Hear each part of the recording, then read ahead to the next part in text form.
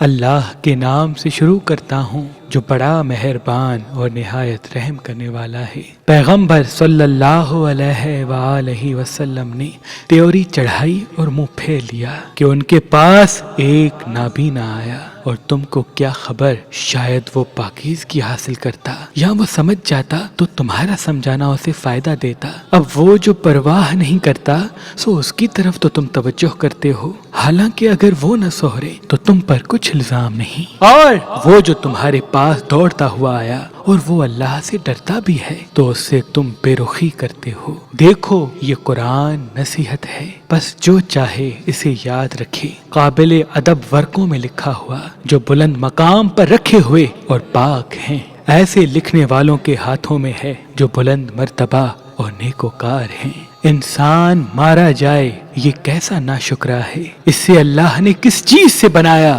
نطفے سے بنایا، پھر اس کا اندازہ مقرر کیا، پھر اس کے لیے رستہ آسان کر دیا، پھر اسے موت دی سو اسے قبر میں پہنچایا، پھر جب وہ چاہے گا اسے اٹھا کھڑا کرے گا۔ کچھ شک نہیں کہ اللہ نے اسے جو حکم دیا اس نے اس پر عمل نہ کیا، تو انسان کو چاہیے کہ اپنے کھانے کی طرف نظر کرے۔ بے شک ہمیں نے پانی برسایا، پھر ہمیں نے زمین کو اچھی طرح پھاڑا، پھر ہمیں نے اس سے اناج اگایا اور انگور اور ترکاری اور زیتون اور کھجوریں اور گھنے گھنے باغ اور میوے اور چارہ، یہ سب کچھ تمہارے اور تمہارے مویشیوں کے لیے بنایا۔ تو جب کانوں کو پھاڑنے والی آواز آئے گی اس دن آدمی اپنے بھائی سے دور بھاگے گا، اور اپنی ماں اور اپنے باپ سے، اور اپنی بیوی اور اپنے بیٹوں سے بھی۔ ہر شخص اس روز ایک فکر میں ہوگا جو اسے سب سے بے نیاز کر دے گی، اور کتنے چہرے اس روز چمک رہے ہوں گے خنداں و شاداں،